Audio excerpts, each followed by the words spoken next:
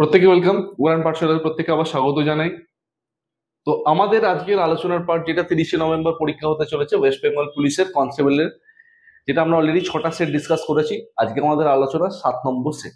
ঠিক আছে, তো আমরা চলো, যেরকম 25টা কোশ্চেন থাকে জিকে কারেন্ট অ্যাফেয়ার্স মিলিয়ে, সেরকম একটা প্র্যাকটিস সেট বা মডেল সেট আমরা ডিসকাস করবো আজকে। চলো, আজকের ফার্স্ট কোশ্চেন, ভারতের প্রথম অস্কার পুরস্কার বিজয়ী কে? দেখো, ভারত, এটা অনেকেই কিন্তু ভুল করে সত্যজিৎ রায় করে দেবে। ভারতের প্রথম অস্কার পুরস্কার বিজয়ী যে ইনি হচ্ছে ভানু আথাইয়া। এই ভানু আথাইয়া 1983 সালে একটা বই, তার বইটার নাম হচ্ছে গান্ধী। গান্ধী, এই গান্ধী বইয়ে কস্টিউম ডিজাইনার ছিল, মানে পোশাকের ডিজাইনার। তার জন্য তাকে নমিনেট করে এবং সে অস্কারও পেয়েছিল। That is Bhanu Athaiya is the correct answer, এটা মনে রেখো। নেক্সট কোয়েশ্চেন নাম্বার 2, দ্বিতীয় পরশুরাম উপাধিটা কার? দেখো, দ্বিতীয় পরশুরাম উপাধিটা হচ্ছে নন্দ বংশের ফাউন্ডার বা প্রতিষ্ঠাতা, দ্যাট ইজ মহাপদ্মনন্দ। এই মহাপদ্মনন্দকে কি বলা হতো? যে ক্ষত্রিয় বিনাশকারী, ক্ষত্রিয়দেরকে হত্যাকারী বা বিনাশকারী, বা ক্ষত্রিয়দেরকে মারতো মানে প্রাণে আর কি, সেই জন্য তাকে ক্ষত্রিয় বিনাশকারী বলা হতো, মহাপদ্মনন্দ। নেক্সট কোশ্চেন নাম্বার 3, ভারতের ইতিহাসে 1943 খ্রিস্টাব্দে নিম্নলিখিত কোন কারণের জন্য বিখ্যাত? সুভাষচন্দ্র বসুর গৃহত্যাগ, সুভাষচন্দ্র বসুর তো গৃহত্যাগ 1941, ভারত ছাড়ো আন্দোলন 1942, সেনা দলের বিচার যেটা 44-45 টাইমে হয়েছিল, আজাদিন বাহিনীর যদি গঠন বলতো তাহলে 42 করতাম, কিন্তু আজাদিন বাহিনীর পুনর্গঠন বলছে। পুনর্গঠন মানে হচ্ছে 43, সুভাষচন্দ্র বসু যেটা করেছিল পুনর্গঠন, আর গঠন বললে that is captain Mohan Singh, যেটা হচ্ছে 42। তাহলে অ্যান্সার হচ্ছে আজাদিন বাহিনীর পুনর্গঠন, দ্যাট ইজ 1943। তাহলে এখানে 1943, it is the sea is the correct answer. Next question number 4, কোন দ্রাঘিমা রেখা ভারতের প্রমাণ সময়কে নির্দেশ করে? প্রমাণ সময় মানে হচ্ছে দ্যাট ইজ আমরা বলতে পারি ইন্ডিয়ান স্ট্যান্ডার্ড টাইমকে নির্দেশ করে। এবার ইন্ডিয়ান স্ট্যান্ডার্ড টাইম মানে ভারতের কত? দ্যাট ইজ আমরা বলবো 82 ডিগ্রি 30 মিনিট পূর্ব দ্রাঘিমা রেখা বা ইস্ট লঙ্গিটিউড। 82 ডিগ্রি 30 মিনিট মানে 82.5 ডিগ্রি, দ্যাট ইজ 82.5 ডিগ্রি পূর্ব। যদি বলে কটা রাজ্যের উপর দিয়ে গেছে 82.5 ডিগ্রি পূর্ব, যেটা ইন্ডিয়ান স্ট্যান্ডার্ড টাইম বা ভারতীয় প্রমাণ সময়, কটা রাজ্যের উপর দিয়ে গেছে? আমরা বলবো UP, MP, Uttar Pradesh, Madhya Pradesh, Chhattisgarh. Next আমরা বলতে পারবো কি ওড়িশা, অন্ধ্রপ্রদেশ। দ্যাট ইজ এই 5টা রাজ্যের উপর দিয়ে গেছে আমাদের IST. Next question number 5, Bengali পত্রিকার সম্পাদক কে ছিলেন? বেঙ্গলি পত্রিকার সম্পাদক, ঠিক আছে, তাহলে আমরা বলবো কি তত্ত্ববোধিনীর পত্রিকা সম্পাদক যেরকম ছিল, তেমনি বেঙ্গল পত্রিকা সম্পাদক হচ্ছে সুরেন্দ্রনাথ বন্দ্যোপাধ্যায়। ঠিক আছে, that is Surendranath Bandyopadhyay is the correct answer. Next, মাংস ও টমেটো উৎপাদন বৃদ্ধির সঙ্গে সম্পর্কিত হলো। দেখো, মাংস আর টমেটো কালার দেখলে কিছুটা আইডিয়া করে বলতে পারবো, দ্যাট ইজ রেড রেভলিউশন বা লাল বিপ্লব। ওকে, শ্বেত বিপ্লব আমরা অনেকেই জানি যে দুধের সঙ্গে, শ্বেত বিপ্লব দুধের সঙ্গে, হলুদ বিপ্লব দ্যাট ইজ তৈলবীজ বা ইয়েলো রেভলিউশন যদি বলি তৈলবীজের ক্ষেত্রে, এটা খেয়াল রেখো। নেক্সট, ভারতীয় সংবিধানে মৌলিক কর্তব্য সমূহের, মৌলিক কর্তব্য বলতে যদি আমরা বলি মৌলিক কর্তব্য, তাহলে fundamental duties, fundamental duties, fundamental duties, এটা সংবিধানের কোন পার্টে আছে? Part 4A। কত থেকে কাটো আর্টিকেল? Article 51A। ওই যে ধারণাটি কোন দেশ থেকে নেওয়া হয়েছে, মানে the concept of fundamental duties has been borrowed from which country? তাহলে আমরা সিম্পলি বলে দেবো দ্যাট ইজ রাশিয়া, কিন্তু তখন নাম ছিল কি USSR, United States of Soviet Russia. আর যদি বলে আয়ারল্যান্ড থেকে কি নেওয়া হয়েছে? ডিপিএসপি। অনেকগুলো ধারণা নেওয়া হয়েছে, তার মধ্যে ফেমাস হচ্ছে DPSP, directive principles of state policy, রাষ্ট্র পরিচালনার নির্দেশমূলক নীতি। আমেরিকা থেকে কি নেওয়া হয়েছে? এই রিলেটেড যদি বলি ফান্ডামেন্টাল রাইট, অনেকগুলোর মধ্যে একটা। সাউথ আফ্রিকা কি কনস্টিটিউশনাল অ্যামেন্ডমেন্ট, সংবিধান সংশোধনের পদ্ধতি, সাউথ আফ্রিকা থেকে নেওয়া। নেক্সট কোশ্চেন নাম্বার 8, পরবর্তী কোশ্চেন আমরা দেখবো সেল কত সালে প্রতিষ্ঠা হয়? দেখো, সেল যখন হয়েছিল তখন তার নাম ছিল হিন্দুস্তান স্টিল কোম্পানি। ঠিক আছে, পরবর্তীকালে সেল যখন প্রতিষ্ঠা হয়েছে হিন্দুস্তান স্টিল কোম্পানি 1954 সালের 19শে জানুয়ারি প্রতিষ্ঠা হয়। কিন্তু এই হিন্দুস্তান স্টিল কোম্পানি, এই হিন্দুস্তান স্টিল কোম্পানি লিমিটেড বা হিন্দুস্তান স্টিল কোম্পানি যদি বলি, আমি ধরো HSC লিখে দিচ্ছি, হিন্দুস্তান স্টিল কোম্পানি লিমিটেড। এটাই 1973 সালে 1973 হয়ে গেল Steel Authority of India Limited, SAIL হয়ে গেল। ঠিক আছে, তাহলে 73 তো আমাদের অপশনে নেই, তাহলে আমাদের নান অফ দিসও নেই, বাধ্য হয়ে আমরা 54 করলাম, যেটা হিন্দুস্তান স্টিল কোম্পানি, ওর প্রতিষ্ঠাকে আমরা কনসিডার করছি। হয়ে গেল আমাদের। কোশ্চেন নাম্বার 9, নিয়োগের সময় মানে during the time of appointment রাষ্ট্রপতিকে শপথ বাক্য পাঠ করান কে? দেখো, রাষ্ট্রপতিকে শপথ বাক্য কে পাঠ করাবে? এটা হচ্ছে ভারতের প্রধান বিচারপতি। এটা কত নম্বর আর্টিকেলে বলা আছে রাষ্ট্রপতির শপথ বাক্য? দ্যাট ইজ আর্টিকেল 60-তে বলা আছে যে রাষ্ট্রপতিকে শপথ বাক্য পাঠ করাবে ভারতের প্রধান বিচারপতি।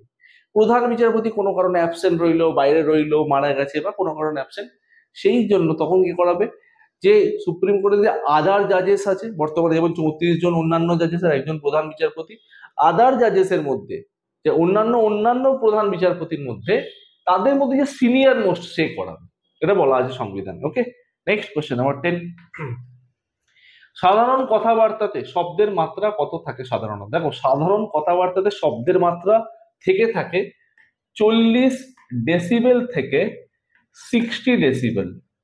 তাহলে অপশনে দেখো আমাদের 60 নেই কোথাও, তাহলে আমাদের অ্যান্সার করতে হয় বাধ্য হয়ে 40 ডেসিবেল, কেন 60-র উপর যেতে পারবো না। কিন্তু মোর দ্যান 85 ডেসিবেল হয়ে গেলে, 85 ডেসিবেল, সেটা জোরে কথা হোক, মাইক বাজুক, হেডফোন থাকুক, লং টাইম হয়ে গেলে, বেশ কিছু ঘন্টা হয়ে গেলে, এটা কানের পক্ষে ক্ষতি করে। লং টার্মে হিয়ারিং ড্যামেজ আসার সম্ভাবনা আছে, পুরোপুরি নয়, কিছুটা পার্শিয়ালি ড্যামেজ হলো, ফ্রিকোয়েন্সি একটু প্রবলেম হয়। নেক্সট কোশ্চেন নাম্বার 11, প্রচন্ড বিস্ফোরণে কাঁচের জানলা ফেটে যায়, এটি কোন শক্তি থেকে কোন শক্তিতে রূপান্তর?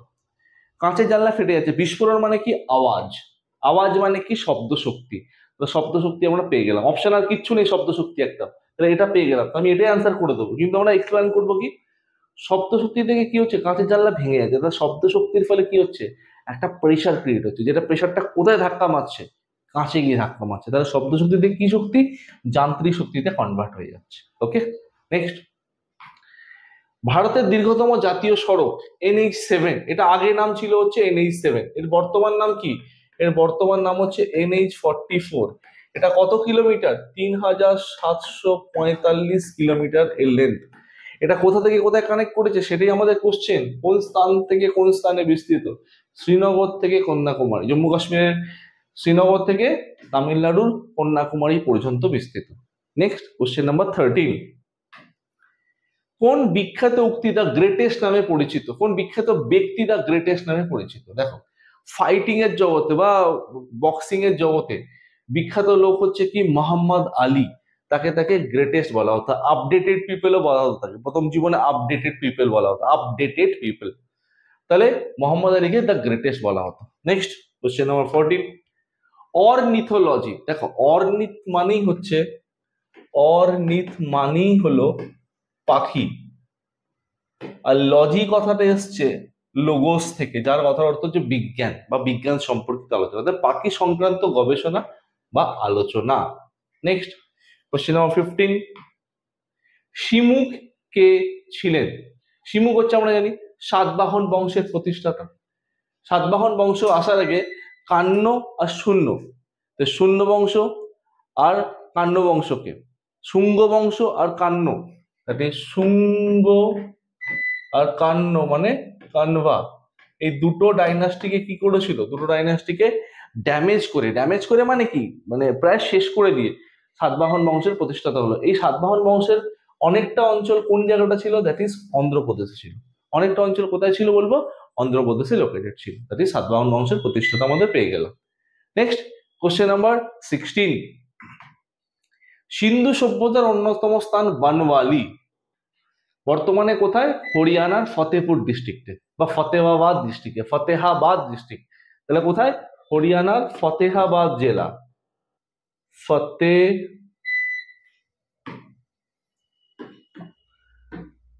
ফতেহাবাদ ডিস্ট্রিক্ট, হরিয়ানার ফতেহাবাদ ডিস্ট্রিক্টে located, that is Banwali. Question number 17, পরবর্তী question, waiting for the Mahatma বইটির লেখককে? ওয়েটিং ফর দ্য মাহাত্মা বইটির লেখক হচ্ছে RK Narayan, 1955। Waiting for the মাহাত্মার লেখক নেক্সট কোশ্চেন নাম্বার 18, বিশু কোন রাজ্যের জনপ্রিয় উৎসব? দেখো বিশু উৎসবটা কিসের উপর বেস করে?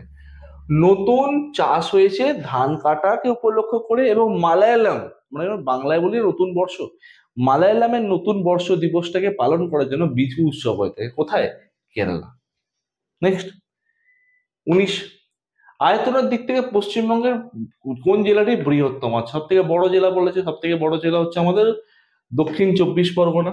কত এরিয়া? 9960 square kilometre. দক্ষিণ 24 পরগনা এরিয়া পেয়ে গেলাম 9960 বর্গ কিলোমিটার। এবার সামহাও যদি জিজ্ঞেস করে ক্ষুদ্রতম জেলা, তাহলে আমরা বলবো কি? সিম্পল, কলকাতা। কলকাতা কত? 206.5 স্কোয়ার কিলোমিটার। কলকাতার এরিয়া আমরা পেয়ে গেলাম। নেক্সট কোয়েশ্চেন নাম্বার 20, সরস্বতী নদীর অস্তিত্ব সন্ধানের জন্য, যেখানে আমরা বলি না গঙ্গা, যমুনা আর সরস্বতী, এই অস্তিত্ব সন্ধানের জন্য নিচের কোন কমিটি তৈরি হয়েছিল? যে KS ভালদিয়া কমিটি। এই কমিটি বলেছিল হ্যাঁ সরস্বতী নদীর অস্তিত্ব ছিল। এখন তো আমরা জানি চ্যানেলটা শুকিয়ে গেছে, নদীতে প্রায় জল নেই। ভারতের পবিত্র নদী হিসেবে এককালে বলা হতো, এখন তো গঙ্গা বলা হয়, যে সরস্বতী নদীকে বলা হতো। যে KS ভালদিয়া কমিটি, এই ভালদিয়া কমিটি যে রিপোর্ট দিয়েছিল, সেই রিপোর্টে পরিষ্কারভাবে বলেছিল যে সরস্বতী নদী পৌরাণিক দিক থেকে গুরুত্বপূর্ণ এবং ভারতে অস্তিত্ব ছিল।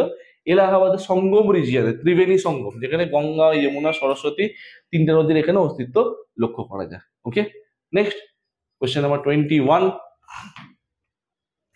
কিউই কোন দেশে জাতীয় প্রতীক? দেখো কিউই একটা হচ্ছে পাখি, কিন্তু মজার বিষয় এই পাখিটা কিন্তু উড়তে পারে না। কিউই পাখি কিন্তু উড়তে পারে না, উড়তে পারে না কিন্তু। হ্যাঁ, কোন দেশ জাতীয় প্রতীক? That is New Zealand. নিউজিল্যান্ডের টাকা থেকে, ডাক টিকিট থেকে, বা রোড মানে রাস্তার ধারে বিভিন্ন যে লেন গুলো থাকে সেখানে বিভিন্ন স্ট্যাম্পের মাধ্যমে ওর ছবি দেওয়া, ওটা ওদের সিম্বল। আমাদের যেমন অশোক স্তম্ভ, ঠিক সিমিলার। নেক্সট, ভারতের কোন জেলাটি আয়তনে সব থেকে ছোট? দেখো আয়তনে সব থেকে বড় জেলা তো আমরা জানি কচ্ছের রণ অঞ্চল, সব থেকে বড় জেলা কচ্ছ, যেটা প্রায় 45,000 বর্গ কিলোমিটার এরিয়া জুড়ে রয়েছে, সব থেকে বড় জেলা। সব থেকে ছোট জেলা হচ্ছে কেরালার, কেরালার মধ্যে একটা ছোট পার্ট পন্ডিচেরি বা পুদুচেরি, তার পার্ট হচ্ছে মাহে, এটা হচ্ছে কত? 9 স্কোয়ার কিলোমিটার। কেরালার অন্তর্গত পন্ডিচেরি যে জায়গাটা রয়েছে, যেটা কেন্দ্রশাসিত অঞ্চল ভারতের, তার মধ্যেই একটা জেলা দেখতে পাওয়া যাচ্ছে, দ্যাট ইজ মাহে। 9 স্কোয়ার কিলোমিটার বা 9 বর্গ কিলোমিটার এরিয়া জুড়ে লোকেটেড, সব থেকে ছোট জেলা ভারতের। কোশ্চেন নাম্বার 23, কে লিখেছেন নেভার গান্ধী নট এগেন? গান্ধীজির এগেনস্টে লিখেছে, ঠিক আছে, মানে গান্ধীজির সমালোচনা করেছে, যে গান্ধীজি এই জিনিসগুলো করে গেছে, ভারতে এরকম কোনো পুনরায় আমরা কোনো গান্ধীজিকে আর ফিরাতে চাইছি না। তার বইয়ের লেখার উদ্দেশ্য এটা। যে লিখে গেছে তার হচ্ছে Umesh cycle, Umesh cycle. Next, এটা একটা কন্ট্রোভার্সিয়াল বই, ঠিক আছে, ঠিক ভুল আমরা ওদিকে যাচ্ছি না, কন্ট্রোভার্সিয়াল বই একটা। কোশ্চেন নাম্বার 24, জওহর সাগর বাঁধ কোন রাজ্যে অবস্থিত? দেখো জওহর সাগর বাঁধ তৈরি হয়েছে চম্বল নদীর ওপর, চম্বল নদী। আর চম্বল নদীর দৈর্ঘ্য কত? 1024 কিলোমিটার, যেটা মধ্যপ্রদেশের বিন্ধ্য পর্বতের জানাপা হিল থেকে অরিজিন চম্বল। আর এই চম্বলের নদীর তীরেই কিন্তু কোটা শহরটা অবস্থিত। তাহলে এটা কোথায়? That is in Rajasthan. এই জওহর সাগর থেকে 28 কিলোমিটার দূরে হচ্ছে কোটা শহর। নেক্সট কোশ্চেন নাম্বার 25, আমাদের আজকের এই ডাব্লিউপি সিরিজের লাস্ট কোশ্চেন। কি বলছে? হিমালয় কোন শৃঙ্গটি দ্য গ্রেট ব্ল্যাক নামে পরিচিত? হিমালয়ের কোন শৃঙ্গটি দ্য গ্রেট ব্ল্যাক নামে পরিচিত? এই যে গ্রেট ব্ল্যাক যে শৃঙ্গটা, সেটা হচ্ছে আমাদের মাকালু। মাকালু, এই মাকালুর হাইট কত? মাকালুর হাইট হচ্ছে 8485 মিটার। এটা পৃথিবীর 5ম উচ্চতম শৃঙ্গ, ঠিক আছে, আমরা লিখে দিতে পারি যে 5th হাইয়েস্ট মাউন্টেন, মাকালু শৃঙ্গ, pick in the world, in the world, in the world, পৃথিবীর 5ম উচ্চতম শৃঙ্গ দেখেন মাকালু, 8489 মিটার। এটা কোথায় অবস্থিত? এটা হচ্ছে নেপাল আর তিব্বত, নেপাল আর তিবেত বর্ডারে কিন্তু লোকেটেড। ওকে, নেক্সট, নেপাল আর তিবেত বর্ডারের অবস্থান। তো আমাদের যেরকম পুলিশের সেটে কোশ্চেন থাকে 25টা কোশ্চেন সেট, সেটা আমরা কমপ্লিট করলাম, আমাদের আলোচনার পর্বটা মিটলো। তাহলে আমাদের ডাব্লিউপি 7 নম্বর সেট আমরা কমপ্লিট করলাম। পরবর্তী ক্ষেত্রে আমরা 8 নম্বর সেট নিয়ে আসবো। টিল দেন সকলকে thank you and keep watching.